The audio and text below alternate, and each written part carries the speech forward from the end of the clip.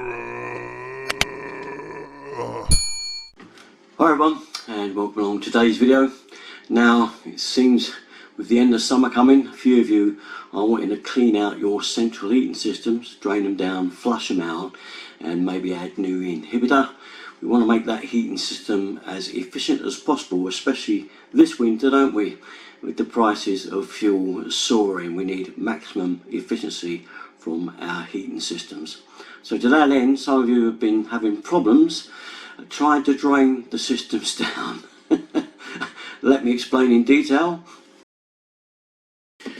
Now, drain-offs can be put in very odd places. Some systems, horrible plumbers have done a naughty and not put one on at all for you to drain out, just to make life really awkward for you. But most of you will have one somewhere. It's a bit tricky sometimes when you look around trying to find it, but if you bear in mind that the drain off is going to be at the lowest point in your heating system somewhere, it may be a radiator valve even, I'll show you what they look like, and on a pipe it can be virtually anywhere. I mean, I'll show you the one that's on a radiator valve. It's a common one. Okay, that there is one of them. Alright, that's the one that's on the radiator valve.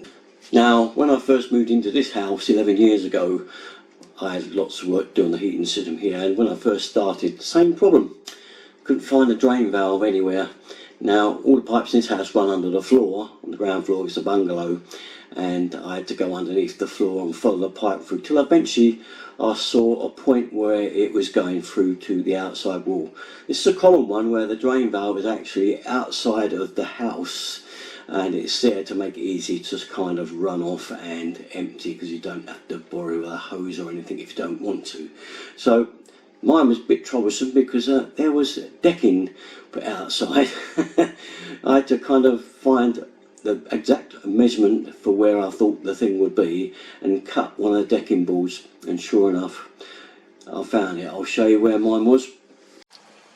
Here then is the board that I cut, roughly working out the position of it. I was actually one board out, it needs to be the next one, but I could reach it okay. I'll lift it and show you. Right, we're going under to have a little look. There's the drain valve right there. Yeah, nice and handy, wasn't it? Just. Needless to say, I never screw that decking board back down. It stays nice and loose, ready for a quick lift up and drain off. What about if you find you've got nothing, you just can't find a drain cock? Well, there are a few options for draining down. I'll show you one of them. One of them, I've done a video on this. This is the self-cutting draw-off valve. Okay, looks like that. And as you can see, little washers inside there. And basically, this thing just cuts through the pipe. So all you do is find your pipe, your heating pipe, at the lowest possible position in your heating system, and screw this thing in. All right, and you'll be able to drain it. Now, a lot of people don't like these. It's fair enough. I'd like to use them, I still would prefer the proper thing. So what else could you do? Well, we could drain the water out of a radiator valve. You simply find a radiator at the very bottom of your system, as low as it can possibly be, and we're going to drain it out of a fixed valve. Now, what we do is fairly simple really. We shut both ends of the radiator off. Okay, you probably have a lock shield like this on one end. You take that cap off and turn that screw thread all the way down to off. The other end might be a thermostatic rad valve. Just shut it all the way to 0 till it will not turn anymore. You may have an ordinary fixed valve like this the other end. Just keep turning it until it doesn't turn anymore. Basically then the radiator is off, but it still has water in it. So to make this job easier, it's better to get that water out. So all we do then, fairly simple, is we have to crack the nut on the lock shield one. Use this one because it's a lot easier, and basically we just undo this a little bit and it will start to leak. Now it won't leak much until you open the air valve on the top of the radiator, because you have to let air in to let water come out, if you see what I mean. It replaces the water. So once you undo the air valve, just a couple of turns on the key, and you'll hear the air sissing and the water will start to come out. You have a little container under here, and all you do is have your bowl there or bucket and a little container under here, and just keep emptying it into the bucket or bowl, okay, until the rads come down. As it comes down in level, this will get slower and slower, so undo it more and more gradually, and you'll get this, it'll be really kind of loose, and you'll find you get a lot more water out of it then. It might be tight on there, so you can put a screwdriver if you want, and just prise it apart a little bit, so it prise it away from this, because if I show you that union there, you'll see that gradually you're prising it apart and the water will come out. Once it stops, it's fairly easy. Let me show you. It's fairly simple, because once you've turned that valve around, you've undone it from the radiator, so it's like that, and it's off. That's off, okay, and it's off at the other end of the radiator. The rad is drained out. What you do is just loosen that nut at the bottom and turn the thing around that way, so that you can see it faces you. Alright, and what fits lovely on here, if you want to drain the water out then, is one of these. I don't know if you've seen these, the little thing on the garden hose. Most people have them, and they fit beautifully onto this thread here. Look at that, it's a lovely fit, tidy up. And you can then attach your hose pipe onto there, open the valve up and empty the entire system. Right, so it makes life nice and easy. If that's what you'd rather do, then you can fit a drain valve, a proper one if you'd rather.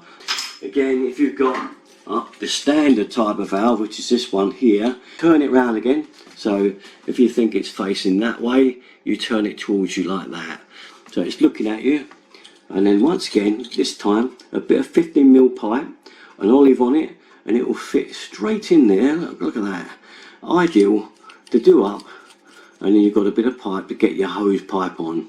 Hose pipe on, open that valve, and whoosh, away it's all gone. Okay, fairly simple.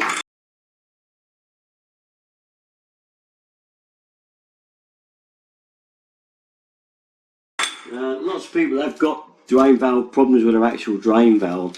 You go to it and it doesn't work. Now these valves are fairly simple. If I undo it, you'll see it's just a fixed jumper affair there with a washer, but after these washers they kind of stick to the seating and stay there, so you open it and this stays on, stuck into the valve, so when you open the valve no water comes out of it, nothing comes out of that end at all, because that's jammed inside, the washer's away coming. And then the only alternative is, unfortunately, you've got to get a thin bladed screwdriver down that end to ping the washer out, and when it does it will come out with force. Black sludgy water as well, so have plenty of towels and things handy for that when it pours out of there, if that is stuck, if you want to pursue trying to get that one to work. Alright, that's just one of the unfortunate things with drain valves, a bit horrible like that. So there we are, I think we've kind of covered it now. So we want to get your system up to speed before the winter starts, and we've got to get it as economically running as good as it possibly can. So now's a good time to do it, just before the winter starts. Get it all sorted, and at least you'll know you're doing the best you can to keep your system running tickety-boo. Okay, that's about it then. All my stuff, usual place, you know where to go. Darren33. Thanks for watching, guys. Bye bye.